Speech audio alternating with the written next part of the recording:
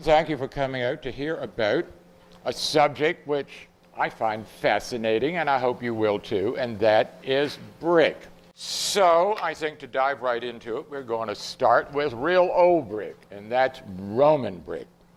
Because the Romans, well, they did a very important thing. They learned how to fire bricks, fire the clay to make the bricks really hard, because up until then, most of the bricks were mud bricks, sun-dried.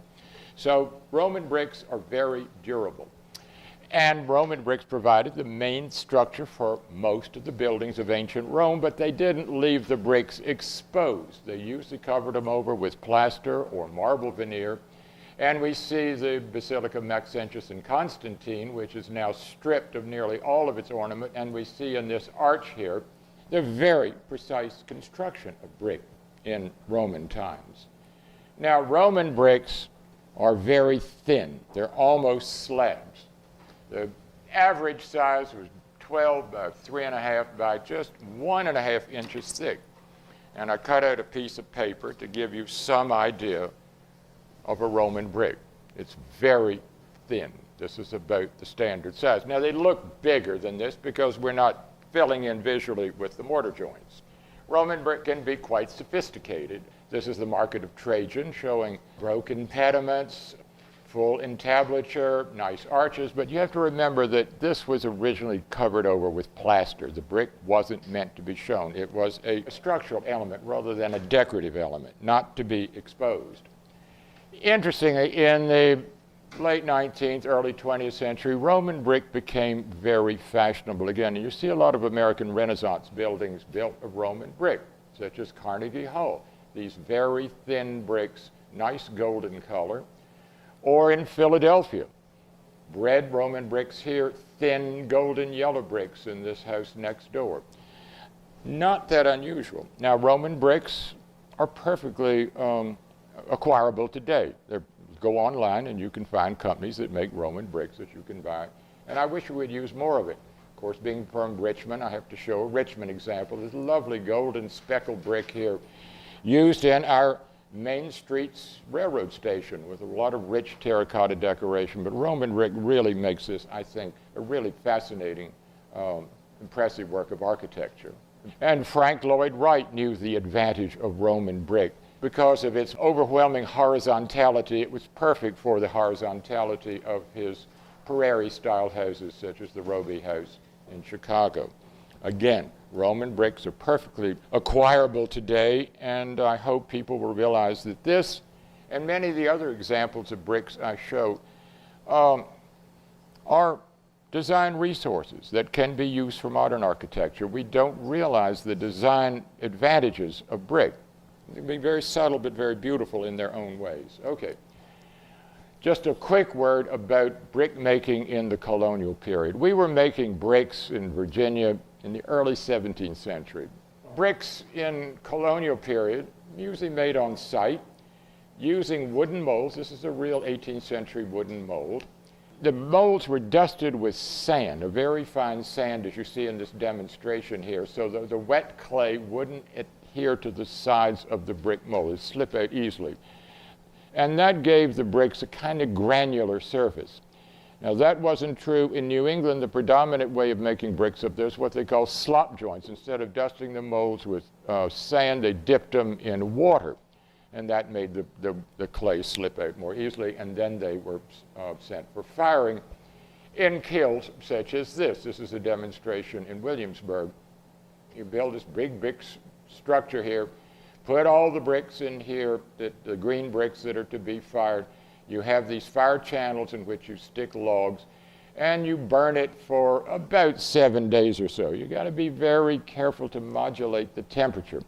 If you let it get too hot, you're going to end up with one huge brick. If you don't fire it exactly right, you get an awful lot of waste. And there was a lot of waste under any circumstance. Maybe 20–30% of the bricks were not all that usable or not hard enough to use, particularly in exterior walls. Now, the art of making bricks from the Roman period pretty much died out in the Dark Ages. In the Dark Ages and Middle Ages, most buildings were wooden structures, or fortified buildings were made out of stone. Brick making almost disappeared, but was revived particularly in England in the Tudor period. And a foremost example of that is Hampton Court Palace, built for Cardinal Wolsey, and it was such an impressive palace that Henry VIII said, I want that for myself. So he kicked Wolsey out and took it over. But this really made brick architecture fashionable. It became a royal palace, and lots of medieval towns and villages were rebuilt in brick in a big period of rebuilding in the Tudor period, such as we see here in King's Lynn. These post-medieval structures date pretty much from the Tudor period. Still get timber frame buildings, but they would fill in between the timber members with brick infill. Brick nogging was called. Sometimes they would cover it over with plaster, and later on they would cover it over with what they call tile hangings. But lots of brick structures coming in the Tudor period. All right, we're now going to look at some brick bonds. How do you make these bricks structurally sound, make a strict structure out of them? The primary bond used in the Tudor period and in England well into the 19th century, and even today, was what we call English bond. It was so common in Europe, or in England then, that they pretty much just called it common bond. And it was not only for buildings, walls, but for retaining walls, for bridges. Lots of English structure is built out of what we would call English bond. And it's mainly just a functional bond, not meant to be very decorative. It's a row of stretchers, sides of bricks, alternating with a row of headers, ends of bricks. And you start them off with a little brick fragment called a queen closer so that the vertical joints don't align. That's English bond. Very common bond in Britain. And we look at again these buildings at King's Lynn. They're all English bond, row of stretchers alternating with a row of headers in every other course. It's the strongest bond. The earliest datable building in Virginia is this structure, Bacon's Castle, dating from the 1660s. Now this gives a very false impression of what most people were living in the 17th century in Virginia. Most of them were living in earth-based structures which have all disappeared. This was a very exceptional building for its time with curvilinear Dutch-type gables, diagonally set chimneys, and in high Jacobean style. But the wall, we look up close, as you would expect, is all English bond, a row of stretchers alternating with a row of headers in every course. And you see this little shelf here. That's called a water table, and that's just caused by the thickness of the foundation. The thickness was expressed on the exterior of the building, so you get this little shelf. Because the foundation's got to hold up an awful lot of bricks. It has to be a lot thicker than the main wall. And then we have a relieving arch over this basement window. And that's to spread the weight. There's an awful lot of weight coming down on this window here. So this spreads that weight around on either side. A relieving arch, it relieves the window of all that pressure.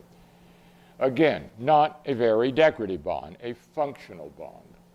And you see it has very granular surface. Because brick molds were lined with sand.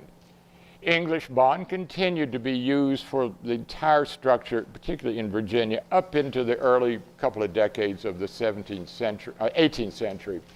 And then it just passed out of fashion. It was still used in the foundations, as we will see.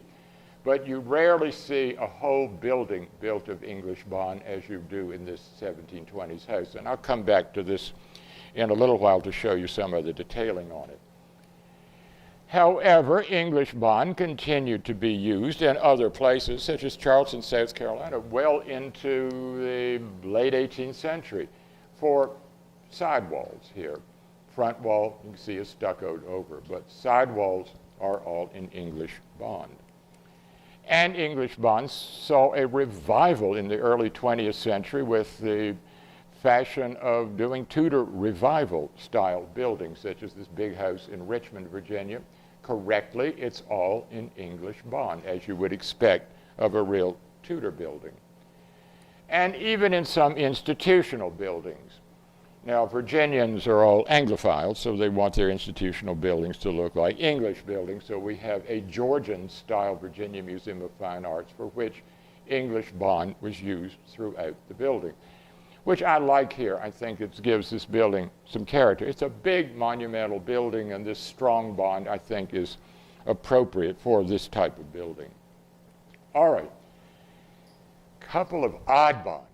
Dutch cross bond and English cross bond. What are we talking about? Dutch cross bond in Amsterdam particularly, and nearly all 17th and early 18th century brick architecture in the Netherlands is in what we call Dutch cross bond. Here is a close-up of Dutch cross bond. It's like English bond, a row of stretchers alternating with a row of headers, but in a very particular way. Let's look at a header. Above it is a joint, below it is a stretcher. Let's look at another header. Above it is a stretcher, below it is a joint. It alternates like this. It's not that easy to lay, so that you get diagonal step patterns throughout the wall, like this. These diagonal step patterns throughout. Dutch bricks are very small. 6 by 3 by 1 3/4. That's not a big brick. Here is about the size of a Dutch brick. It's a little thin brick. Pretty universal for Dutch buildings and Dutch brickwork. Diagonals. And interestingly, in Holland, they produce an awful lot of little yellow Dutch bricks, which are often used for paving. And these yellow bricks were imported to England in some quantity. And some of them actually made it to Virginia in the early 17th century. We found in an archaeological site some yellow Dutch bricks, particularly the one in the middle here. And look at the scale. It's only about 1.5 inches thick. Not many of these are found, but maybe they were brought over for paving or maybe a hearth, but not much more. There just weren't that many of them. We very often hear that early colonial buildings were built out of bricks brought over from England. Well, some of them were brought over as ballast. But you have to remember that it takes nearly 100,000 bricks to build a 2-story brick building that's maybe 45 by 45. So, no, we didn't bring that many bricks over here to build buildings like Bacon's Castle. They were built on site. And very often houses were located near a clay deposit because the bricks were built and formed on site and were formed in temporary kilns called clamps. So when you say English brick or find English brick written into the record, what they normally mean is an English statute brick. That was a standard size decreed by law in the Tudor period. Now, over here, we didn't follow the rules all that quickly, so there can be variation in sizes of bricks. But this is about the size of an English statute brick here. Again, this looks small to us because we're not counting visually for the mortar joints around it. But this is an English statute brick. Okay. In some cases up north, such as on this Dutch manor house, Van Cortlandt Manor, early 18th century, you see some Dutch yellow bricks, probably imported, used to get tight fit at the window jambs. And in this Dutch colonial house in Old Kinderhook, New York, done with red clay rather than yellow clay. These bricks are undoubtedly made on site. But if you look carefully, there are these small Dutch bricks, and if you look, you can see the diagonal patterning in the way they're laid. English or Dutch cross bond. Okay. Now, English cross bond is exactly the same thing, except they're using English-sized bricks rather than Dutch bricks. Now, this is a 20th century apartment house using English cross bond. And you see it creates these same diagonal patterns throughout the wall. I wish we'd use more of it. I think you can make a building very interesting. But one example, which is quite striking, is the old Church of Christ in Wethersfield, Connecticut. If you look kind of cross-eyed at it, you can see the diagonal patterning running through the brickwork here. gives some liveliness to a brick wall. And it saw some sort of revival in the 20th century. Here's a building by McKim, Mead & White down at the University of North Carolina. If you look carefully at it, you can see it is English cross bond with the diagonal patterning running through wall surface. And a very recent example of that is this reconstructed chapel of a version of a Jesuit chapel at St. Mary's City in Maryland, completed latest 2007. And I guess in the archaeological debris of this church, they had some indication that it was English cross bond. And if you can look at the wall, you can see these diagonal patternings running through. But so far, I have not seen an early example of this in Virginia, or even Maryland for that matter, except for this one. Now you see these holes in the brick. Those are called put-log holes. When you build a brick wall, the masons have to stand on scaffolding. And the scaffolding was anchored into the walls as they went up. And normally, as they finished the building and took the scaffolding down, they would usually fill in these put-log holes, but not often. You can find put-log holes in colonial buildings. There's one in Williamsburg on the Duke of Gloucester Street, still has put-log holes in it. And so every Christmas, the owner fills those put-log holes with nice big apples for Christmas decoration. Okay, Flemish bond. The standard bond, particularly for fine quality buildings and facades later on in the 18th and early 19th century. It's a decorative bond. And Flemish bond is a stretcher alternating with a header, alternating with a stretcher in every course throughout the wall surface. And to get the headers centered over the stretchers, you have to start out the wall with a little queen closer here. Or you can do it with a 3/4 size brick called a king closer. Now, Flemish bond, far as we know, was done in Flanders, and some of those Flemish masons came over to England in the 17th century. There's not much of it there. Some people are not exactly sure, scholars are not exactly sure where Flemish bond really originated. I've seen a version of it in Munich. Some say there's versions of it in Poland.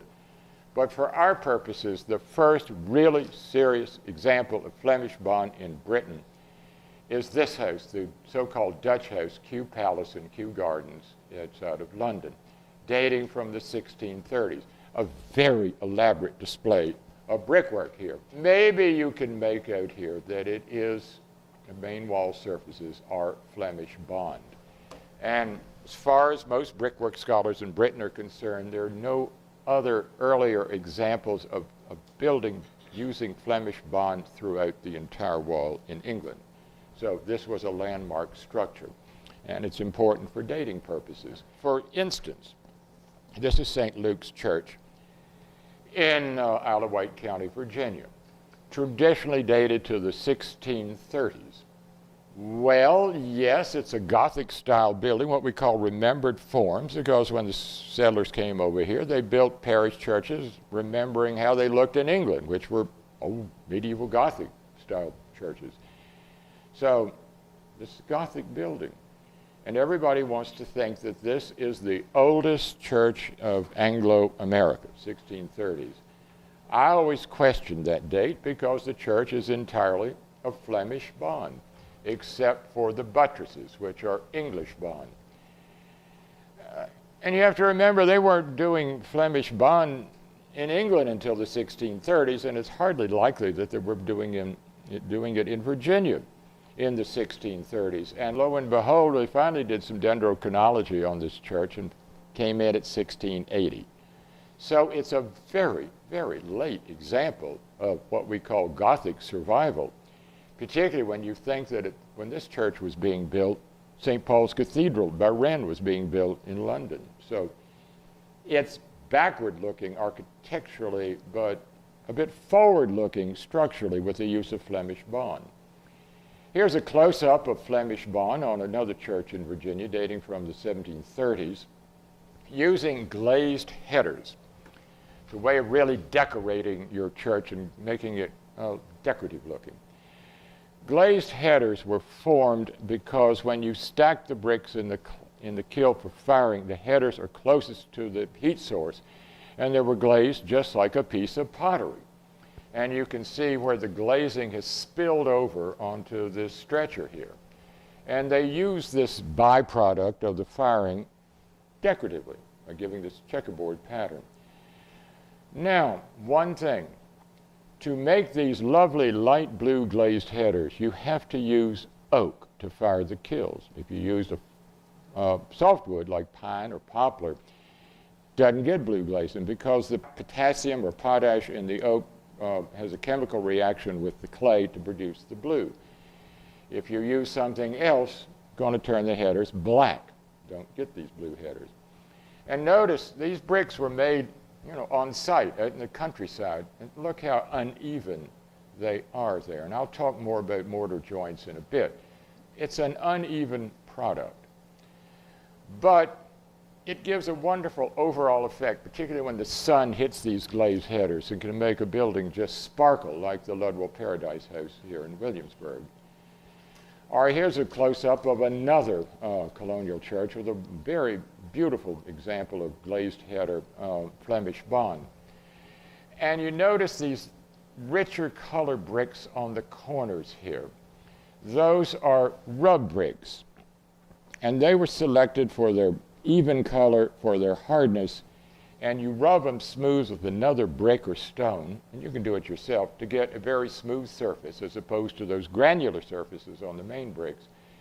And that was to give an accent at the corner and also to give you a nice straight edge on the corner, as opposed to below the water table here. That's done in English bond because English bond is a stronger bond. Some people say it's 11% stronger than Flemish bond. So very often you'll see English bond below the water table, Flemish bond above. Not always. You can sometimes see Flemish bond below the water table.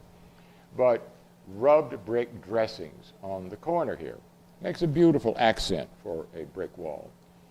And that's precisely what was going on in England at the time. A lot of these masons came over to Virginia because they worked for rebuilding of London after the Great Fire of London, and when most of those buildings got built by the early decades of the 18th century, they were just out of work. So these were very skilled masons that came to Virginia to do this work, and other colonies as well. So this is a house in Rye, England, later lived in by Henry James, but it's precisely what we have in Virginia. Flemish bond with glazed headers, English bond below the water table. Well, not all brickwork is all that consistent. This is one of my favorite churches, this little church, a Comico church, dating from 1701. Masons got in a real brick fight here.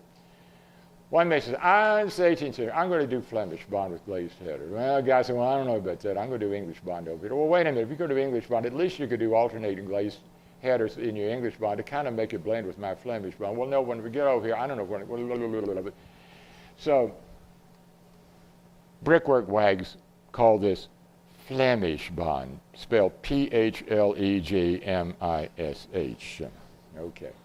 So not all of it is so beautifully consistent. That's what makes, I think, early brickwork so interesting. You can see what's going on with some of these guys. You get the same thing with this church, St. Peter's Church in Virginia.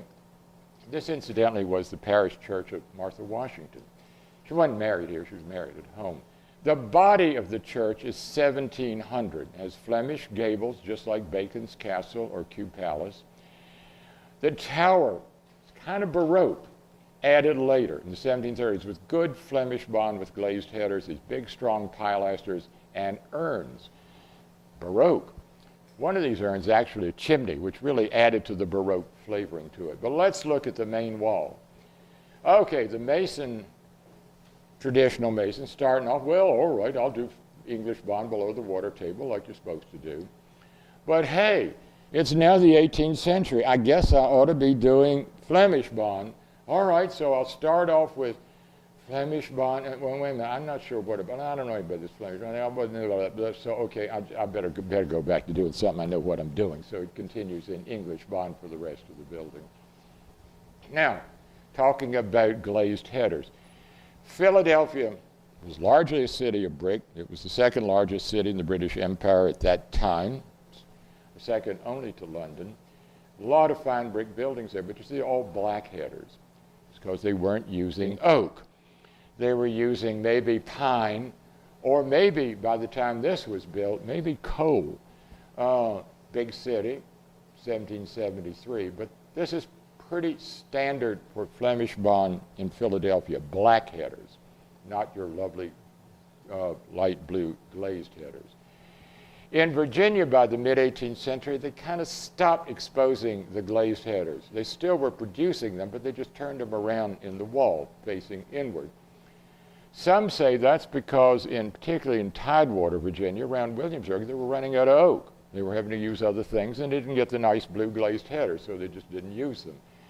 So in a very fine house, such as Carter's Grove, you get a consistent, even-colored wall surface here. All right, a couple of other really odd bonds.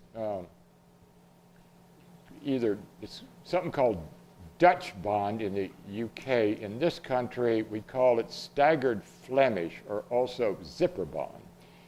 Very rare, but what it is, it's a Flemish bond, stretcher alternating with a header in every course, but instead of the stretchers centered over a header, or vice versa, they're slightly pushed so that the headers kind of align in vertical stripes.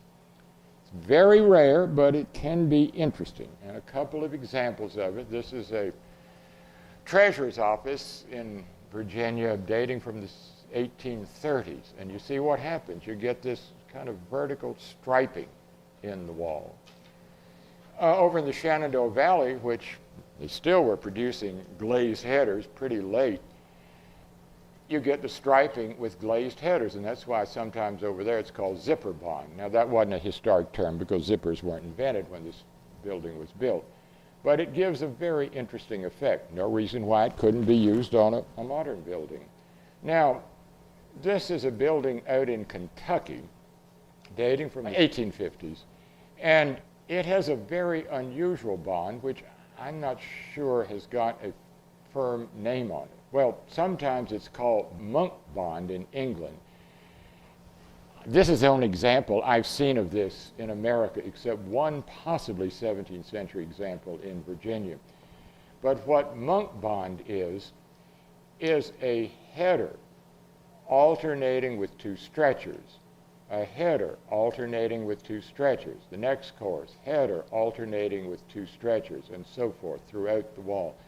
So you do get a kind of vertical aligning of headers here. I think it's a very effective bond, and I'd like to see it used more often. Monk bond, two stretchers to every header. All header bond. This is a wall built with all headers exposed, no stretchers in the facade. This is a thin wall. Actually, an all header bond building would be a thicker wall, and it'd be more like this. This is from Batty Langley's pattern book on brickwork, showing that you do have all headers in the surface of the wall, but you make it by using a half brick alternating with a stretcher, alternating with a half brick, alternating with a stretcher. It's trouble to make, but it gives the effect of all headers. Very common in southern England in 18th century buildings, such as this building in Hampshire, all header bond. So this is a house in Winchester on the Cathedral Close there. All header glazed headers, set off by the rub brick dressings around the windows here. Gives a very interesting effect for a building. If you really want to make your brick building stand out, use all glazed headers with rub brick dressings, rich rub brick dressings. Peculiar, particularly to Hampshire County in England. In Annapolis and around Annapolis on a few important houses, they must have had some masons from southern England, because it's the one place where you find all header bond buildings, such as the Bryce House. You won't find it many other places in America that I know of. So the facade of the Bryce house is all header bond. Sidewall is English bond, something you would not get in Virginia this period. We just weren't using English bond then. The facades of the dependencies are in Flemish bond. Here's a close-up of the Bryce house, all header bond. It's quite effective. Batty Langley, in his treatise on brickwork, said that header bond is the most beautiful of brickwork bonds. There were a couple of examples of all header bond in Virginia. One got lost in a hurricane in the 1930s. The only one left, only house left that uses all header bond is this house called Williams Ordinary in Dumfries, Virginia. Probably built by Maryland Masons, because Dumfries was a little port town right across the bay from Maryland. And the wall is all header bond, accented with Aquia Creek stone quoins.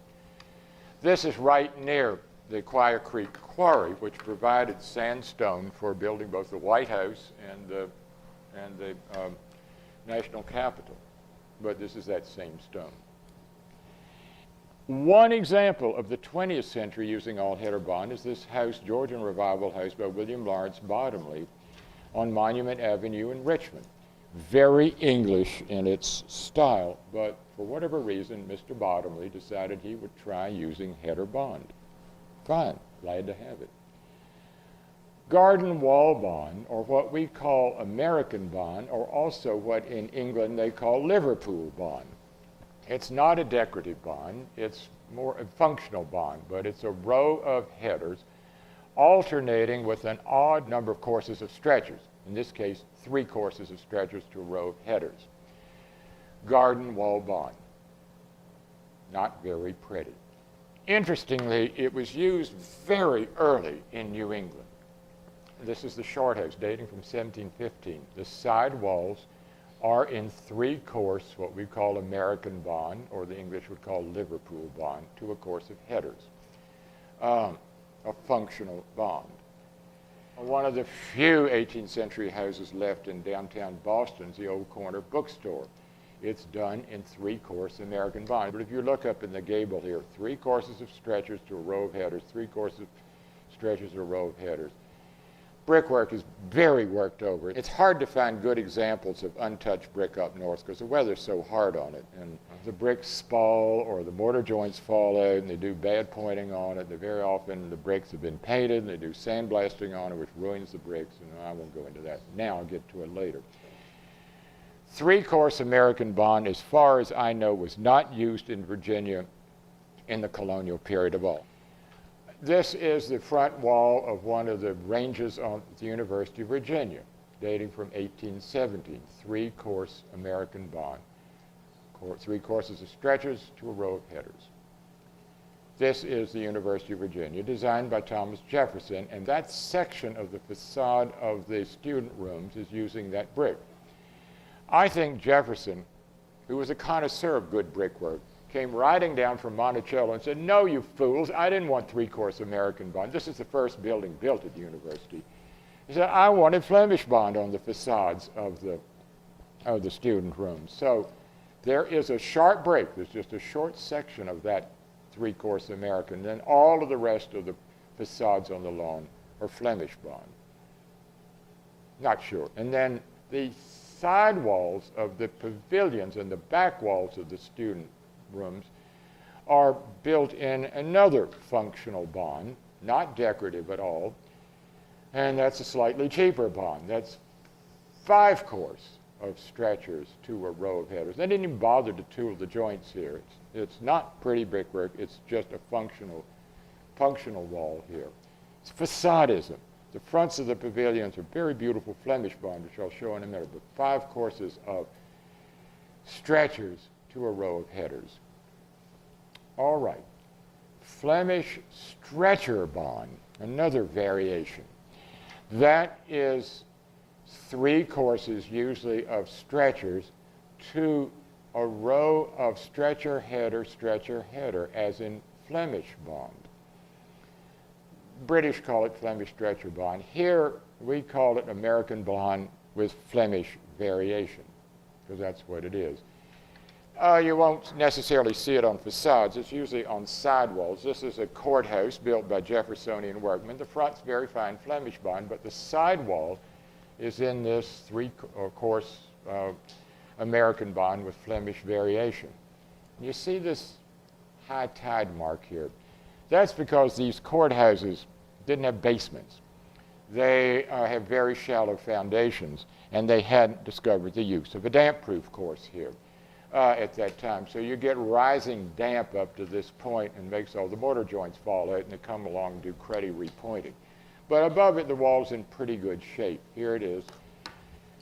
Stretcher header, stretcher header, stretcher headers in Flemish, then 3 rows of stretchers. Then, of course, Flemish alternating, stretcher header, stretcher header. It's a kind of cheap way of getting the appearance of Flemish bond. Pretty nicely tooled joints. This is not all that precise here. You almost get vertical alignment of joints here, which is not good. You need to center them. Here is a much more precise example of this sort of thing, where the joints are centered over the headers properly. So you get stretcher header, then 3 rows of stretchers, stretcher header. Nicely tooled joints, early 19th century. Stretcher bond. This is a wall of all stretchers and no headers shown. Well, how do you do that and make a structurally sound wall? Well, here is an example of all stretcher bond on a little country Greek Revival church in Virginia. No headers. Well, how do you get a proper bond this way? Well, very cleverly, you use a square brick. You use a whole course of square bricks, and that ties it into the backing bricks. But it appears just as an ordinary stretcher on the surface. And they thought this was a pretty hot stuff, because here is a house in Lexington, Virginia, with all stretcher bond on the facade and Flemish bond on the secondary walls. In other words, they consider this higher in the hierarchy of brick bonds than Flemish bond. Stretcher bond is very common on new brick structures, but realize this is not a brick building. Most of these are just frame buildings, and the brick is just a veneer. And to use Flemish bond or something else, they'd have to break all the bricks in half to get the headers, and they're not going to go to that expense, so they just do all stretchers. So don't be fooled, because this is not real stretcher bond. The brick isn't bonded at all. This is just 1 brick thick. All right, we're going to look at some colonial brick details now. This is a close-up of the window of the George Wythe House, dating from the 1750s in Williamsburg. And you see the rub brick around the jambs of the windows, slightly lighter color. And you do that rub brick because you don't only want the corners to have precise edges. You want a tight fit around the window frame itself. So you use precisely shaped rubbed bricks for that. And then we have something else up here, which I will talk about right now.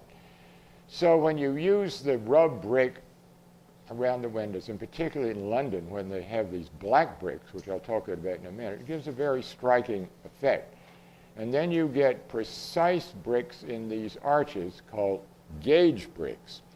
And here's a close-up of the gauge brick, what we call a jack arch or flat arch across the top of the windows at Carter's Grove.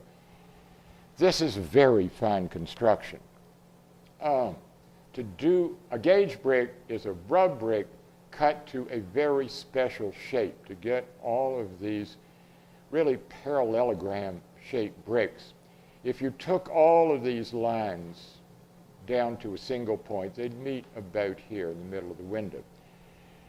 And these are very thin joints of lime putty. There's hardly any sand in it. They're barely 1/8 or even 1/16 of an inch wide. Very precise. And they're not all real joints. A lot of these are just scribed joints in the surface of the brick and filled with lime putty. So this may or may not be a real joint here, but it's very fine craftsmanship. And they are kind of a veneer. You have just the brick, rub brick jack arches or gauge brick jack arches as a window lintel, but structurally reinforced behind by a timber beam here, because a lot of brick, a lot of weight is being forced down on the top of this window when you have a multi-story building. So you have to, the gauge brick arch wouldn't be strong enough to support all that, so you have to reinforce it with a timber behind it. So think of it almost just as a veneer. Now, we got away from doing that sort of thing in Virginia after the Revolution. This is not a very good gauge brick jack arch. In fact, it's not gauged at all. They're just ordinary bricks stuck in the best way they could, because the period of apprenticeship in Virginia and much of colonial America before the Revolution was about 5 to 7 years. After the Revolution, the period of apprenticeship reduced to about 2 years. What that meant was, during that long apprenticeship system, the apprentice was doing a lot of the rubbing and cutting of all the bricks. The mason, the master mason, was just laying the bricks. So after the Revolution, he lost a lot of that labor, so they just didn't bother doing that kind of fine gauge brick work over the windows. Or they fit them in just like this, or sometimes they've used a stone or a wooden lintel. So use of fine gauge brick disappears largely out of after the Revolution. All right, jumping back before the Revolution, in eastern Virginia, where you didn't have good building stone, if you wanted fine architectural detailing, such as a pediment, you had to use brick. So you used gauge brick, specially molded and cut and sawn brick to create this nice pediment. That's a real work of craftsmanship. That's on the Public Records Office in Williamsburg. They're fairly standard on fine brick buildings in the colonial period, particularly on churches. Churches exhibited the best masonry. And you see on this Virginia country church here a molded and gauge brick pediment, spot on with what was going on in London at pretty much the same time. Because there's not good building stone around London, so a lot of the London brick buildings, if they wanted nice architectural detailing like this, they had to use brick. So again, we had good masons brought over from England in the colonial period, and they could do this kind of work. A supreme example of this is on this church, Christ Church, Lancaster County, Virginia. But look at all of this fine brickwork here. You have molded bricks forming a pulvinated frieze. Then you have bricks cut to form all these little dentils, and then you have a segmental arch and specially molded bricks with dentils going around. This is as fine as it gets. This is as good as anything as you're going to get in Britain in this period. It's undoubtedly done by British masons. Now, you could get it carried to the extreme, such as this garden niche in the Privy Garden of Hampton Court Palace. If you really want to go all the way, you can do gauge brick, recessed arch such as this.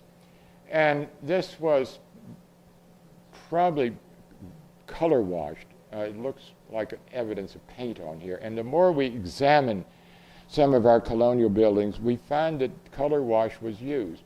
They found evidence of color wash on this pedimented doorway here. In other words, the whole thing was covered with a red coating, usually an iron oxide paint mixed with linseed oil, to even out, to cover up the joints, to make it appear more as a unified architectural structure. And maybe the joints would be highlighted in white, as we see here, because you didn't want to hide all of this fine detailing in here. Okay, going back to the Lynnhaven house, a couple of things to point out. Even though this looks like a very simple little brick cottage, this is an upscale house for its time. Most people were living in simple wooden shacks that have all disappeared, but you find nice brick string courses here on the chimney. Chimney is a nice work of art. It's a T-shaped chimney with a plaster band in the chimney just to give it accent. relieving arch over the doorway here, English bond throughout, and you have these haunches on the chimney called weatherings. And when you have bricks laid flat like this, they're called tiled weatherings, which is a misnomer because they're not really tiles. But they were tiles in England, and here is a house of about that same period in Hampshire again. And you see that the weatherings are covered with ceramic tiles, usually roofing tiles. So we just use that term for a different sort of thing. Sometimes, and it's very rare, you get what's called tumbled courses. And this is, instead of tiled weatherings, the weatherings are cut in such a way that you get diagonal bricks here, so you get a flat surface on the haunches themselves. It's called tumble courses. Rare, but not unique. And the Dutch used it a lot. If we go back to that Dutch house we saw earlier, you see that the gable has tumble courses in it to get a flat line, even line for the gables here, tumble courses. Now, diapering.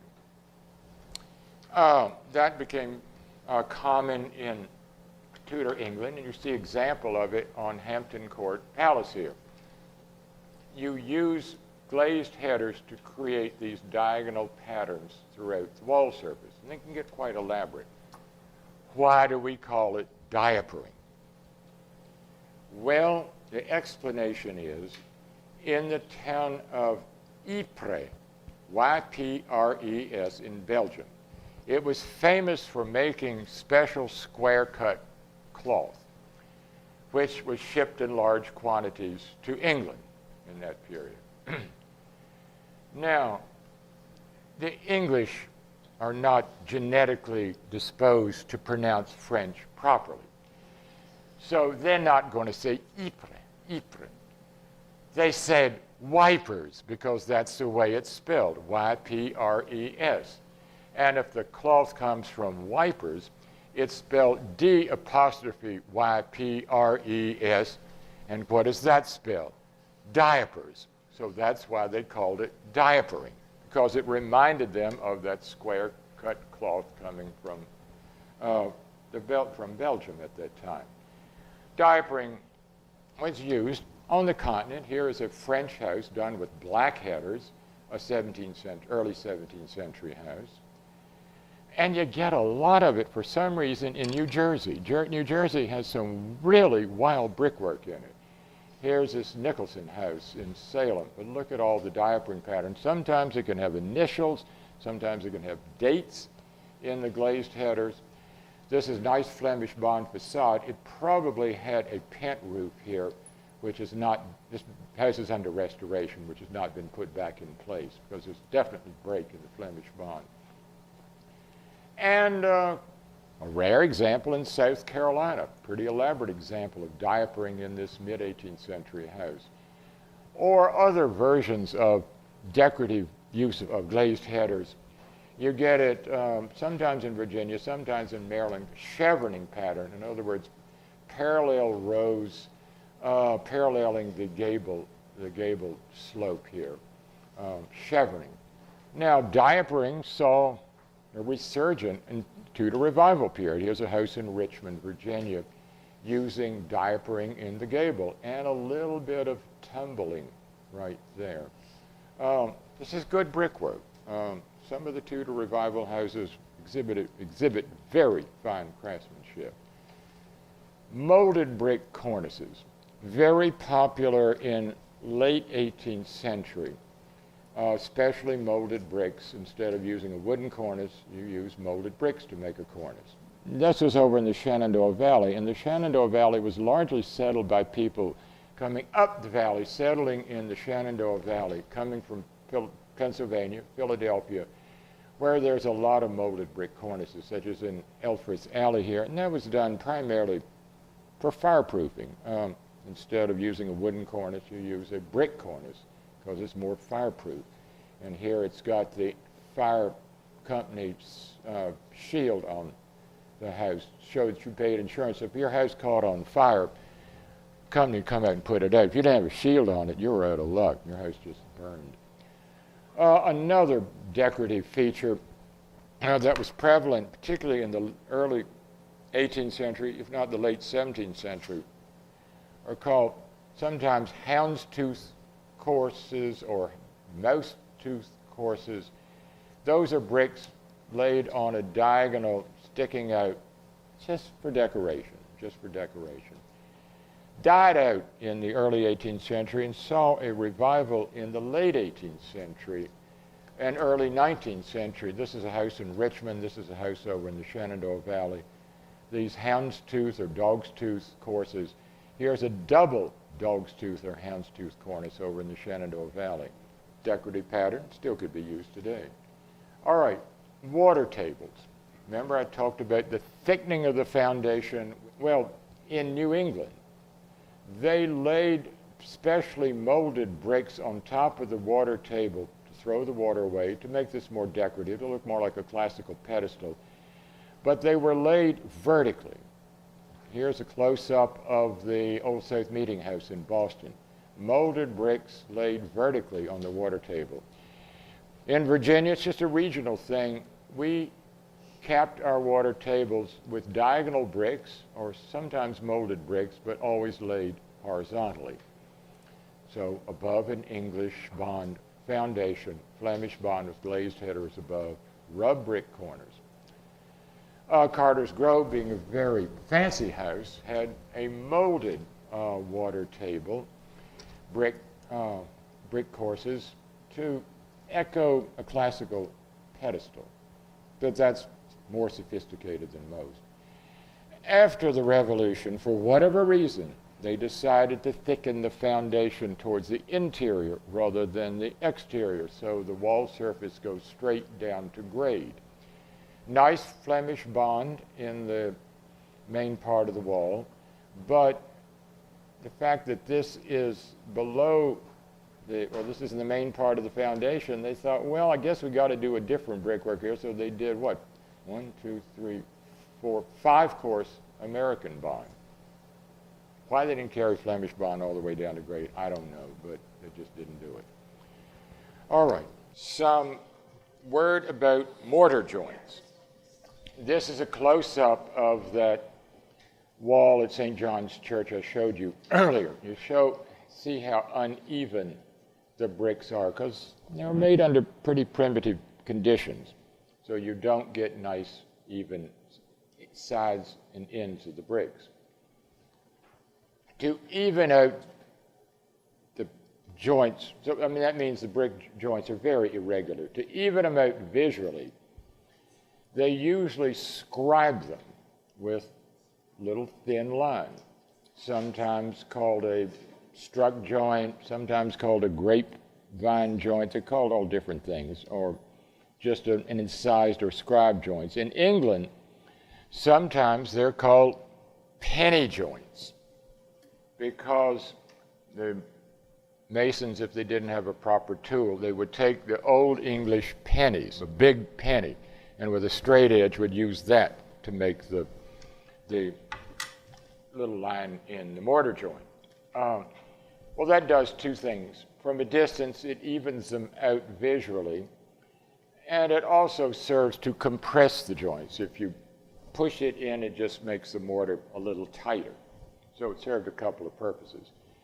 Now, in Virginia, at least, in eastern Virginia, we didn't have any limestone, and you need lime to make mortar. So to make up for that, they burnt oyster shells. Now, this is sometimes called shell mortar. They burned the shells to make the lime, and in most of this shell mortar, you can see little flecks of oyster shell. And also, because they're using oyster shell, and usually a local sand, which is very white, gives you very white joints, not tan joints like you might see elsewhere, shell mortar.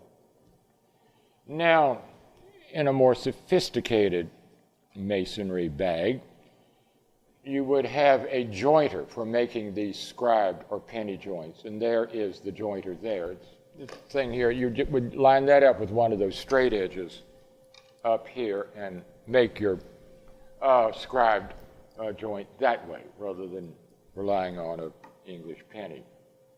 And that was done in England. Here's a close-up of a very sophisticated house, Wimpole Hall by James Gibbs, but you see exactly that same kind of mortar joint as we saw in colonial Virginia, scribed joints here. Now, after the Revolution in America, brick-making methods got much more improved. You could get a much more even product. The kilns were improved. They could burn fire the bricks more evenly. So you get a very precise brick. And they got away from those scribe joints, and they used what's called ribbon joints. So these are joints that are very carefully tooled on top and bottom, but are very flat on the surface, just like a ribbon. See how flat this is here on the surface. Don't have to do a line down the middle. And this is good brickwork. This is good Flemish bond, because when it's done right like this, the vertical joints are all thinner than the horizontal joints, making for a very precise, beautiful product. Ribbon joints. An extreme example of that is on the rotunda at the University of Virginia. Ribbon joints. All of the vertical joints are considerably thinner than the horizontal joints, and these are all very carefully tooled at top and bottom. And you have to remember that this was all done on a circular building. And Jefferson said, "This is the finest brickwork I've ever seen." It was done by, as far as we know, by Philadelphia masons. They came down doing this right. So Jefferson demanded quality product. Okay, oil brick. So if you wanted a very smooth surface on these early 19th century buildings, you could use what's called oil brick, and that's where the mold was lined with copper. And instead of dusting it with sand to let the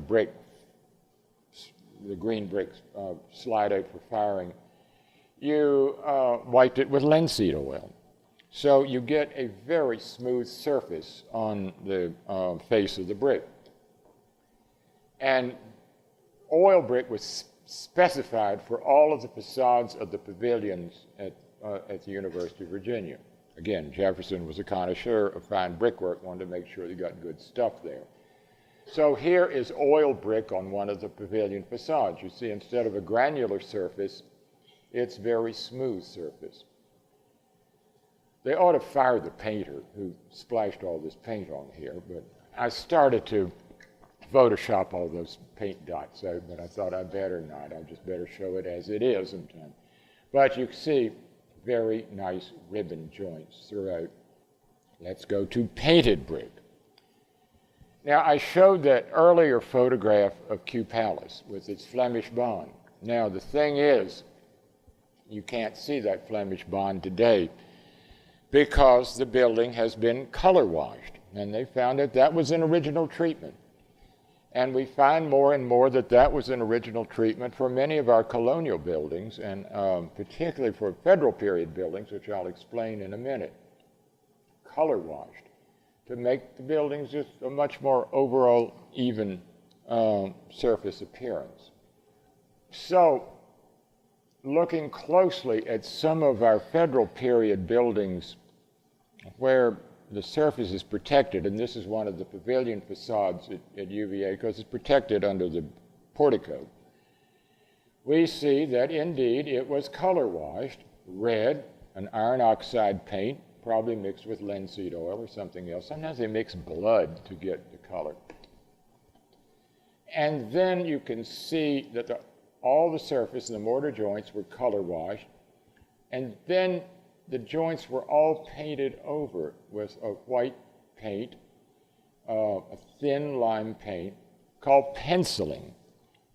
Penciling meant back then not what we would call a pencil, but it meant a thin brush. A little thin pointed brush is where they would paint all the mortar joints. That's a lot of work. But they wanted their brickwork, which is handmade bricks, to look like the very precise bricks that you were getting in the cities. So this was a way of doing it. Now, to prove that this indeed was done, this is the American Builder's Price Book and Estimator by James Gallier that came out in 1836. He's talking about what each part of the brickwork laborers cost, what the charges are, price estimating. And he says, you get a price for brick fronts painted one coat and the joints drawn white per yard, 3 cents a yard. It's a lot of work for 3 cents. But the more we look at brickwork, particularly the federal period, where it's been protected either behind shutters or under a porch, you see that that was indeed the treatment. Eventually it'll wash off. But this is stretcher bond on an 1840s house, and you can see it's a very even color red. Where the penciling has worn, you can see that there was red under there, meaning that the whole surface was painted red, and then the joints were penciled with the white joints. A lot of brick was just painted to make it look like it was either stone or stucco. This is the Virginia governor's mansion, dating from 1813. It was originally exposed red brick, and we know that about 20 years later, to give it a more sophisticated federal look, it was painted this nice vanilla color with the trim picked out in white. Not at all uncommon. I like painted brick. Washington and Lee, the colonnade, was all red wash, color wash, because these buildings, they all look like a unified architectural composition. It really wasn't. They were built at different periods, and to, I think, even it out visually, they have kept, even up to today, all painted red. No penciling on this, it's all just red wash.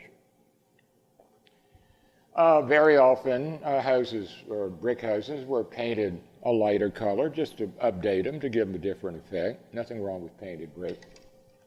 Now, the important point to remember is that if you're patient, all paint will eventually wear off of brick. It just takes time. You don't have to do anything to it. All right, tuck pointing. We often use the term tuck pointing, meaning that we're going to repoint the bricks. No, that is not tuck pointing. Tuck pointing traditionally is what's described in that Gallier book. Tuck pointing says with a neat joint on new work per foot, superficial, 4 cents a yard. So what tuck pointing is, you do a normal mortar joint, then you scribe out a little groove in all of the joints. Then you fill that groove with a very thin, neat line of very white mortar, and makes the brickwork look very precise. It's a lot of work. Tuck pointing was fairly common in London. London, of course, burnt a lot of soft coal, and all the brick buildings turned black. And they were often tuck pointed rather than cleaned off or repainted to give the appearance, or to show the mortar joints. And the gauge brick jack arches were sometimes cleaned to show that they were red to contrast with the black brick wall. Now, most of these buildings are built out of what's called London cream-colored or yellow stock brick. And next door they made I think it's an error, to clean it all off. So you cleaned off the tuck pointing, you cleaned off the black soot that's been building up here, you've lost the patina, and I don't think it's all that attractive. Most of London is built out of, Georgian London is built out of these yellow bricks.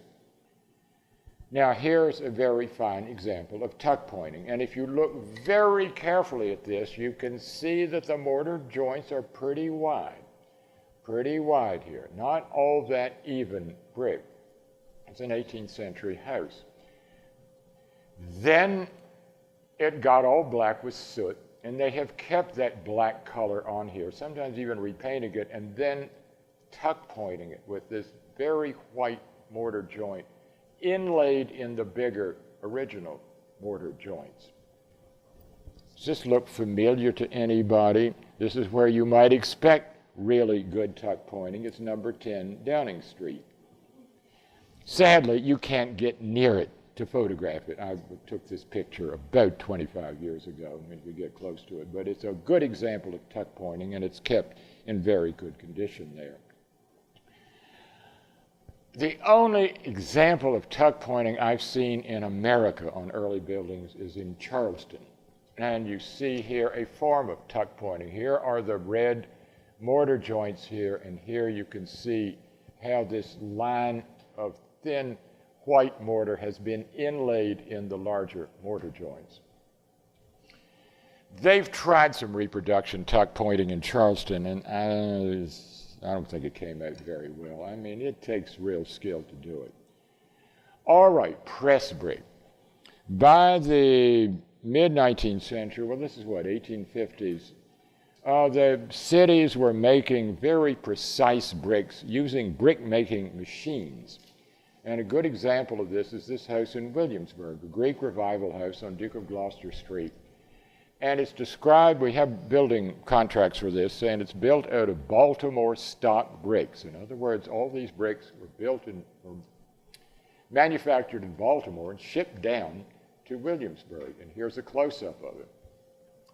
Very precise mortar joints, very precise bricks, called press bricks because they were done with a very stiff clay using a brick making machine which pressed the bricks by steam power into these metal molds to give you a very dense, very precise brick so you could get a beautiful, precise brick wall like this. Here are two examples in Richmond of early 20th century. Well, this might be late 19th century, pressed brick facades with just common kill-run bricks on the sidewalls. This is facadism. So we get 7-course American bond on the sidewall here. 1, 2, 3, 4, 5, 6, 7, then a course of headers. 1, 2, 3, 4, 5, 6, 7. And then you see how they've tried to bond the pressed brick facade ever so often into the mortar joints of the side walls here. Kind of a coining system. This, they didn't bother, they just pushed butted the pressed brick facade up against the common bricks of the side wall.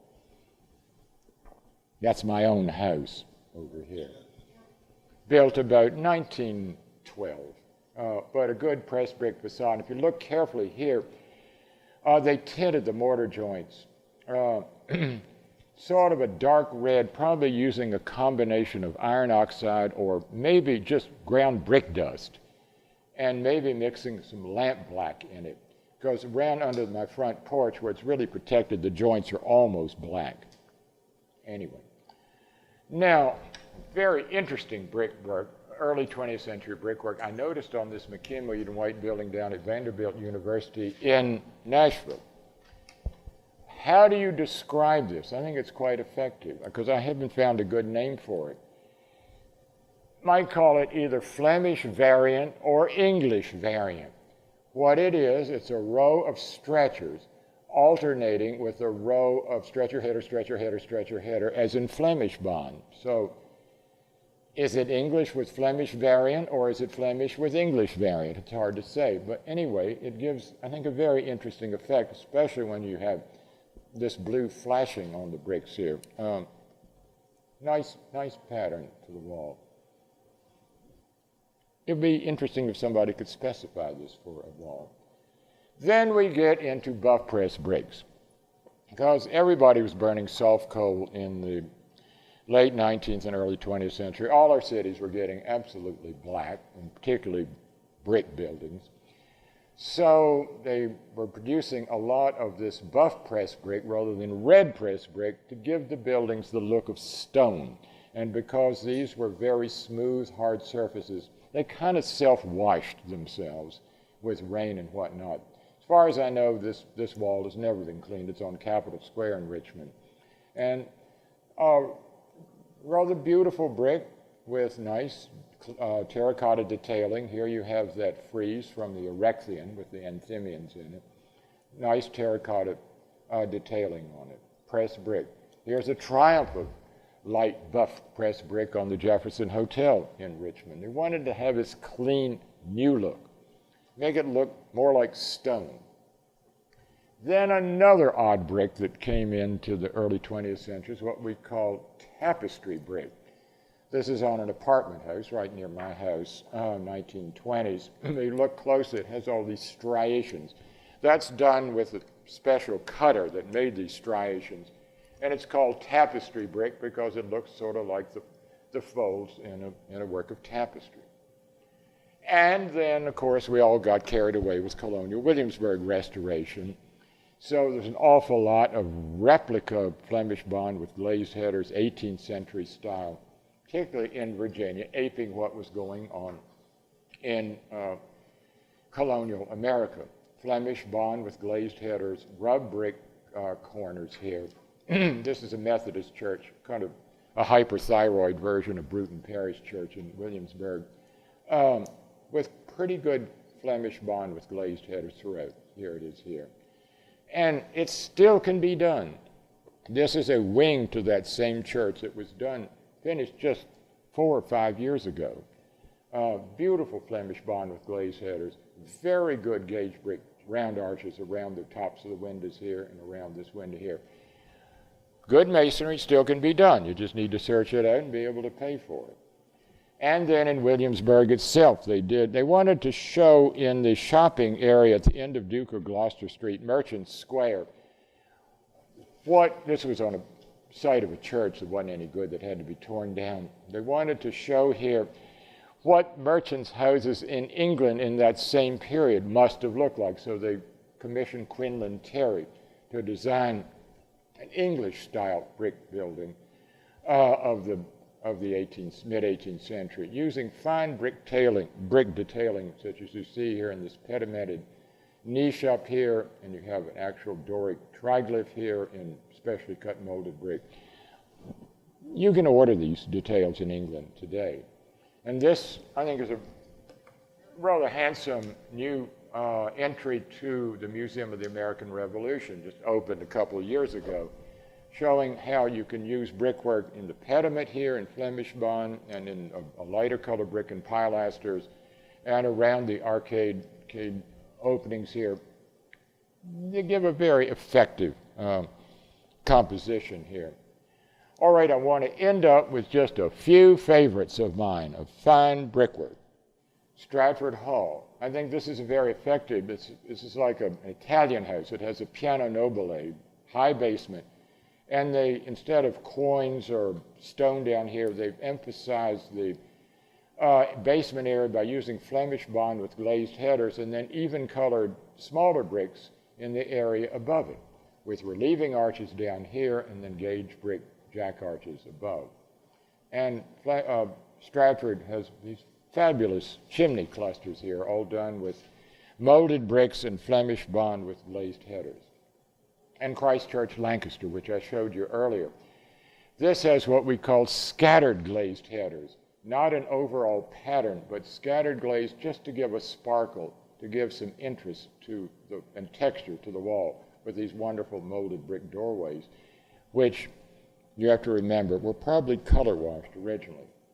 And you notice the really fine gauge brick arch around the heads of the windows here. This is all original sash as well. Or a very rich example of it is this wing of the Orangery at Kensington Palace by Nicholas Hawksmoor, using the yellow stock brick of London accented with red brick, coining around this large opening here and on the pilasters on the side. Really ingenious use of brick. Or Sir John Soane's Dulwich Art Museum.